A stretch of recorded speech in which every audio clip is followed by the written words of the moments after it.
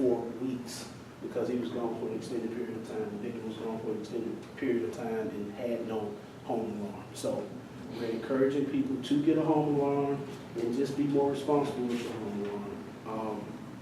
If you are getting new electronics, new TV, you know, things of that nature, don't announce to the whole community that you got, you know, a new flat screen TV by putting the box, you know, fully, fully shaped out front, saying that you got a new Samsung 85-inch, because the perpetrators are watching. You know, break the box down, put it in a plastic bag into the dump, the Herbie or whatever you want to call it, and you know, or take it to your your job site and dump it. You know, dump it in the dumpster at the job site, or come up to the library and dump it in that dumpster. You know, do something, just be creative with it. So, because we don't want to announce, you know, to the community that we have new electronics. It's kind of like a, hey, come rob me, I got a new TV. Okay? Other than that, yes, ma'am.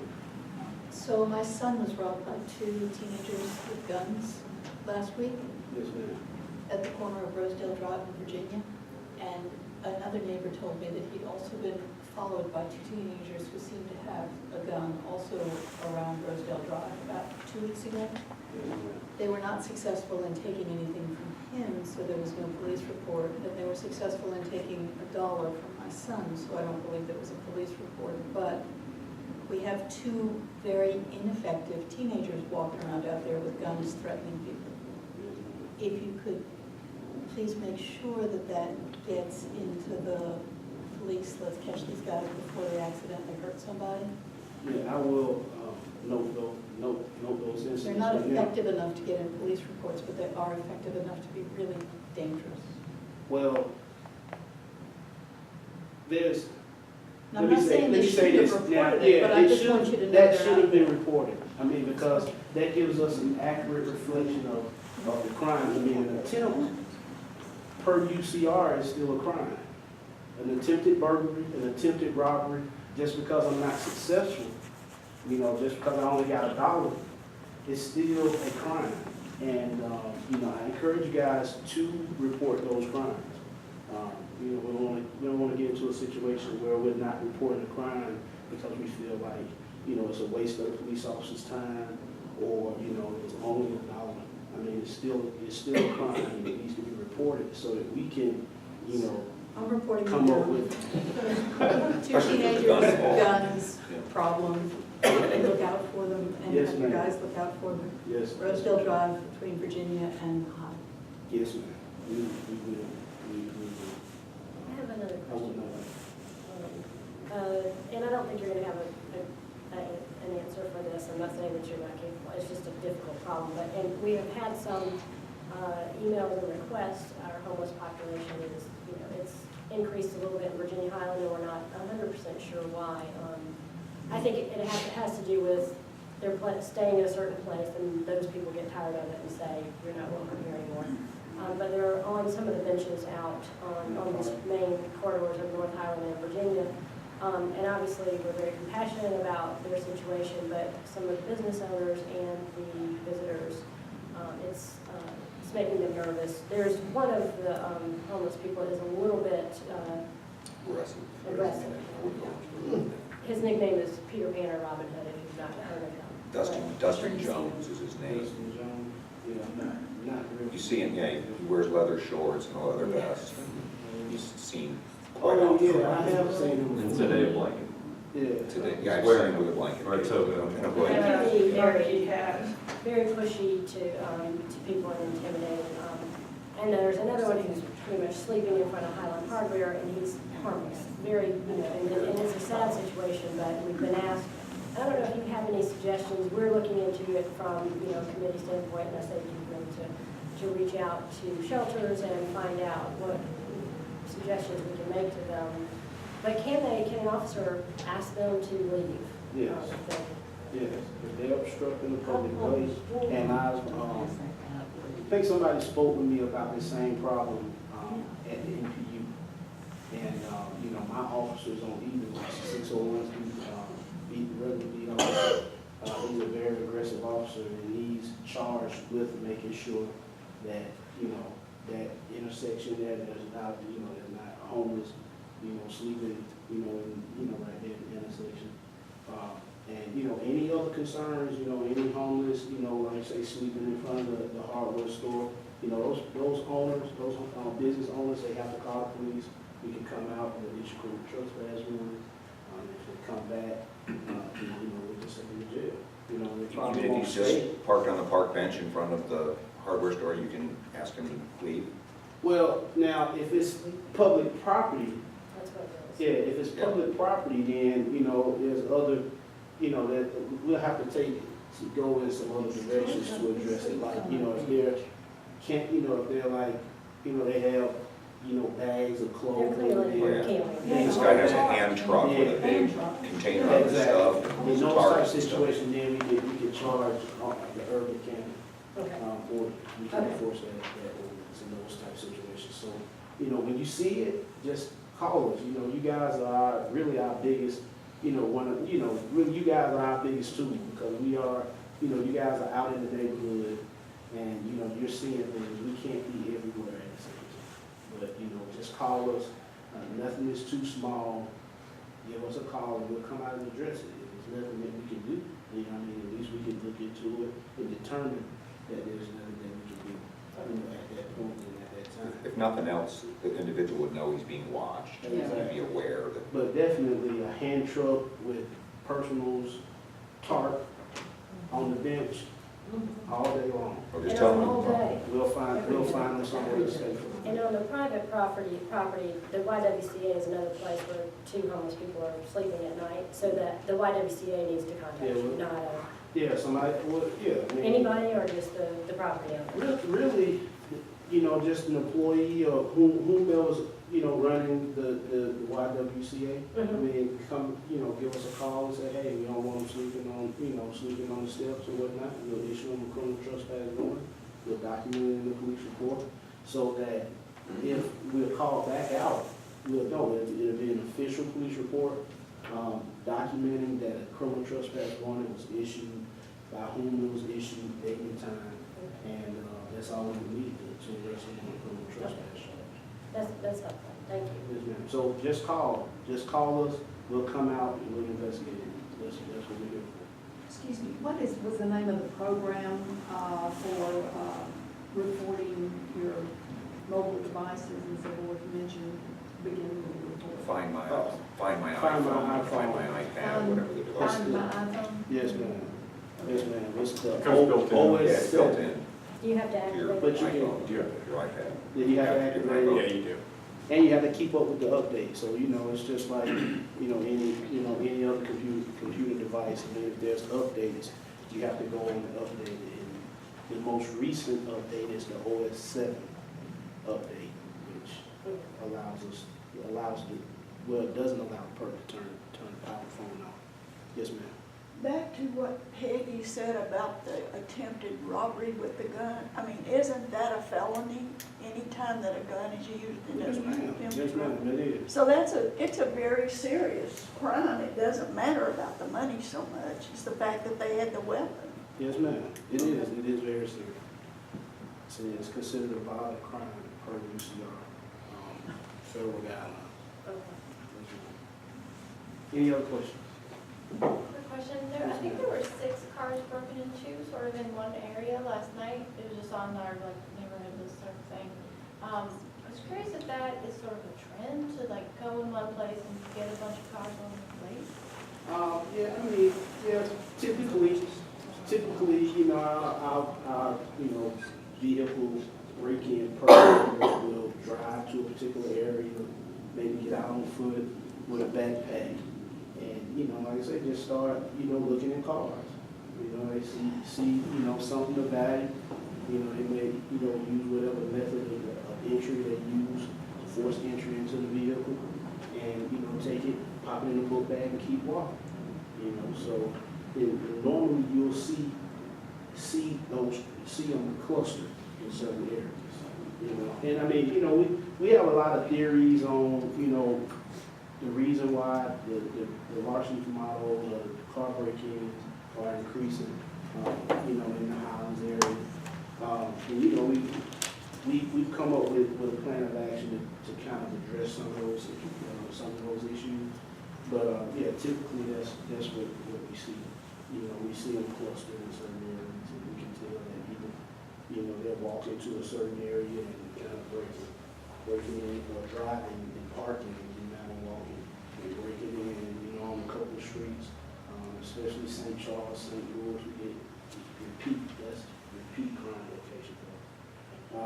You know, and then too, we try to enforce.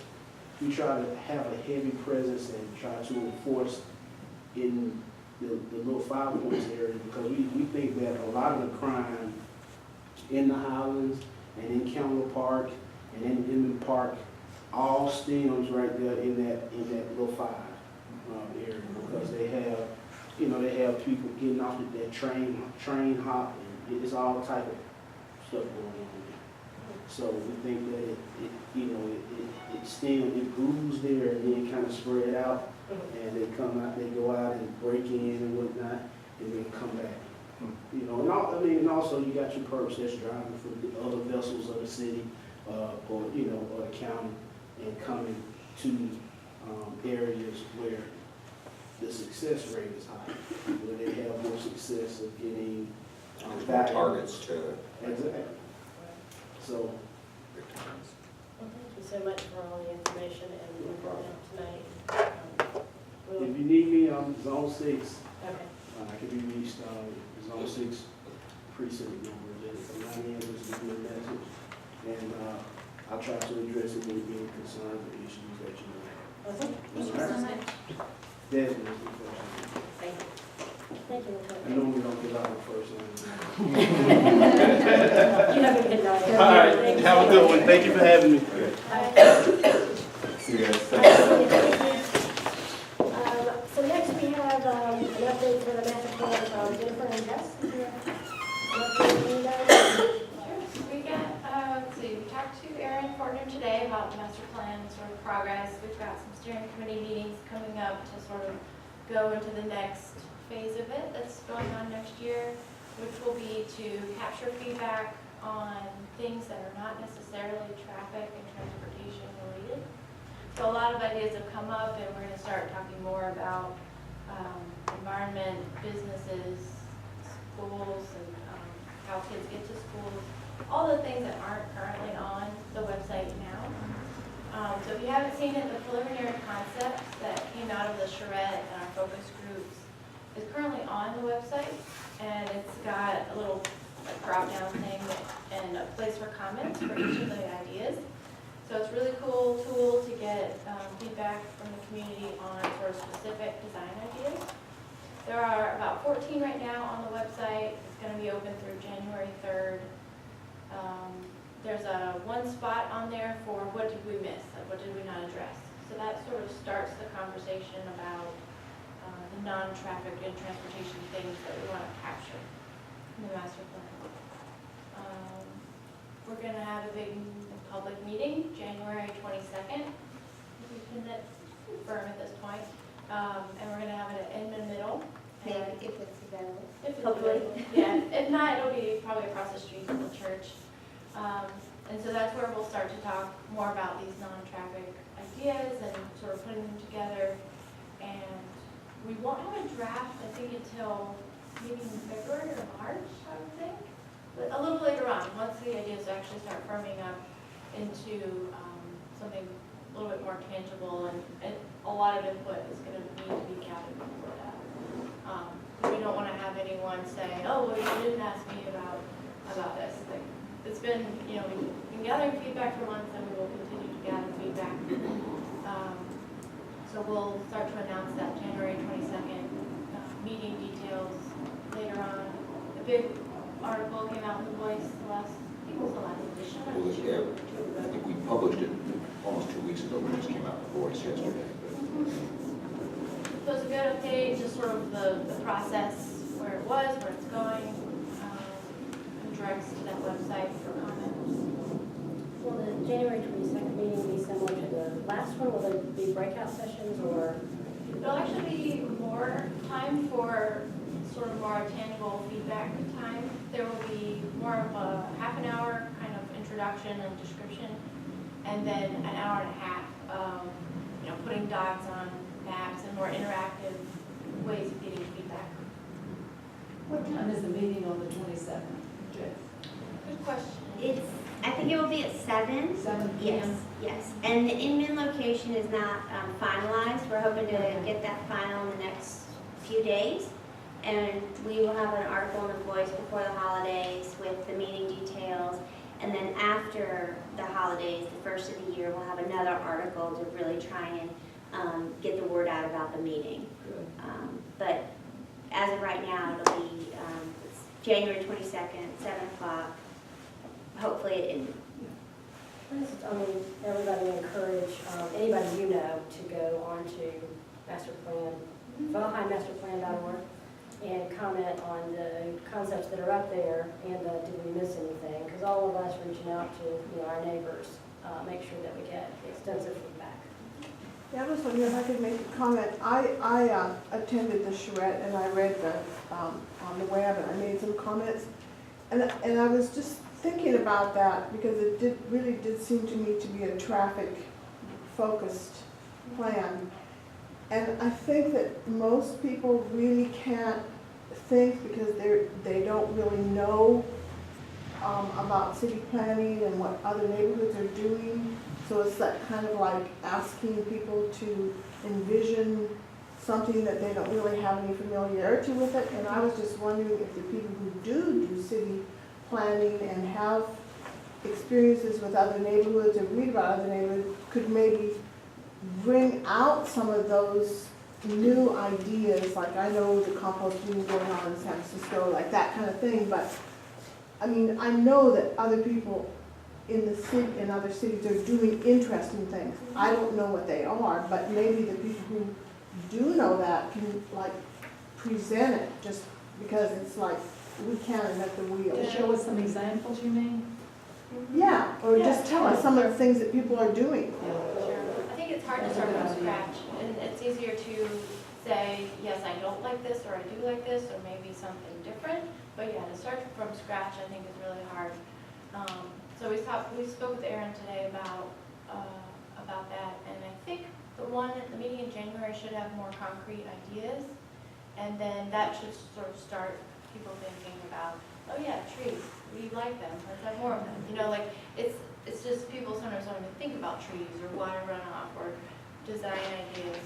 So yeah, I think we'll have more starting points. Or even just like the populations in our neighborhood who need help. And I would say there are two populations that need help in our neighborhood. One is the elderly and the second one are the homeless. What are other neighborhoods doing for those populations that they identify as needing help or services? Just I just came from a meeting at Spark. They were, playing trumpets and flutes and so forth. And I talked to several people there and said, what do you think about the master plan? Somehow, I know it's in the Voice, I know we're publicizing it, but people just don't seem to grasp what it is or know what it is. Back when we did the neighborhood commercial changes a few years ago, we divided the neighborhood into groups and we had neighborhood meetings. I wonder if, is there more of a way we can get involvement here other than the same core people? Did they not know about it, or did they not understand what it was? Well, they just didn't seem to know about it. And I just think that not everyone reads everything. I don't know how we can go about getting more involvement or more knowledge out there, but. I think we mentioned using the street captains. I was going to say, we used the street captains for the last meeting, but it was pretty late. I think it was the day before the meeting. This time we'll make sure that the street captain network is engaged, a week or two before the meeting, to hopefully get the word out and get it on people's calendars. And then John's publishing it in the Voice and Nextdoor and VHCA. Yeah, John's putting it everywhere. When we get something to put out, we put it out to as many places as we have, but you're right, it doesn't touch everybody. It doesn't. somehow they see something to read, and maybe they just are so busy, particularly with the holidays right now, with the other things that are going on, people are just, it's just kind of over their head. I'm kind of hoping January 22nd will help a little bit. We'll be past the holiday. Street captains really are the best ones to reach out directly. Yes. Yeah, and we could include maybe a short paragraph of like, yes, it's a master plan event, and this is the relevance, this is the why. or the Oh, in case context. people are reading it, but it's not registering why it's important. Yeah. I think that's probably, they kind of don't know what it is. That's a good suggestion. Maybe not refer to it so much about master plan, and use something that will pique their interest more, like, do you want to have a say in how this is going to affect Right. your traffic, your trees, your whatever, your this, that, something that will be relevant to the people in the neighborhood a little bit more, because when you say master plan, that sounds a lot like. Well, I think the articles you two have written have done a Yeah. pretty good job of doing that. Yeah. You do say master plan, but you also have spoken to the benefits of doing a master plan, why we're doing it. And I think it's been pretty clear, but we can't be clearer and say it more often. Maybe shorter. I know some of them Yeah, have long- I think the street captain email, like you said, will have one paragraph. We'll get the highlights from all the articles we've done and, We'll put dollar sign, or it'll be like, funding decisions, traffic, January 22nd. Yeah, just something a little more marketing-y. Sure. So it'll Maybe capture their At attention. layman's speak. Yeah. Bullet points. Dumb it down, or, make it Right. so that it grabs the individual and says, yeah, you know what, I do want to say something about that. How would you like this? Or suppose that were changed, how would you feel about it? Yeah. A little Just fear really marketing. get in with, Including all the streets. yeah. Scare them. Yeah. That'd be right. Is that it? That's it on the master plan?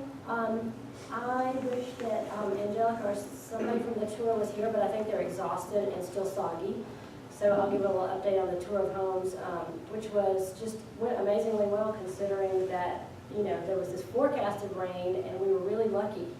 I woke up Sunday morning at 6:30 with the cats and dogs of rain coming down and panicked. And then it stopped and it was great. And we had good traffic. So I think y'all already have heard on sponsorships, I think they did somewhere around 30,000 sponsorships, which was huge compared, I think last year it was 6 or 7 or something. it was more, the year before, I think it was around between 13 and 15 or something. And then ticket sales, let's see, revenue. So anyway, you got 30,000 sponsorships and ticket revenue, somewhere around 20K, so about 50,000 in revenue. And we had less expenses than last year because we redid some stuff last year and we were able to reuse that. So that's just great for helping to pay for, a lot of these great things we're doing. And the team just did an amazing job. Robin Ragland was the sponsorship person. Angelica Taylor is just like a little Energizer bunny. All the food tastings were great. I think it was organized well. It wasn't, in a way, last year was overcrowded and we had complaints because you could go in a house and not see it because there were so many people. So the numbers were probably actually a little bit better just for the experience. And Angelica will come next month and, pat everybody on the back, but it was just a really, Gina hacked his little dynamo with doing all the stuff and hanging signs, and so I just think that's going to be great. So were ticket sales up or down or kind of about? Ticket sales were a little bit down, because last year we had online Better. sales match the walk-ups, because it was a beautiful weekend, and so this year our online sales, I think, were pretty good, but the walk-ups were less. online was 12,000. That's what our tour had told me Saturday morning. Okay. So if we got to 20K, then, 20K in revenue. Well, we'll get the real numbers. Part of that is we did it in a different way. Everybody that was a sponsor could go online and claim their tickets, so it looked like a sale. But then when you look at the revenue, that's the real number. And then you just have to divide that by the ticket cost. Let's see. The tour was great. It was wonderful. It was very good, thank you. It was good. I didn't, Angelica did it, but I just got soggy. Everybody else did. Let's see, is there any new business? Do I have any new business? Calendar items, I think the January 22nd is the more important one. I can't think of anything else right There's now. one more HD. Yeah, there's one more historic district discussion, which is obviously, it's not a civic association event, but it's, December the 11th. Yeah, that's right, December 11th, at 7 at Church of Our Savior. Is that Wednesday? I think that's this Wednesday, yeah. I think, any other thing anybody wants to mention? I think we're good, and meeting's adjourned at 8:25. Thanks, everybody.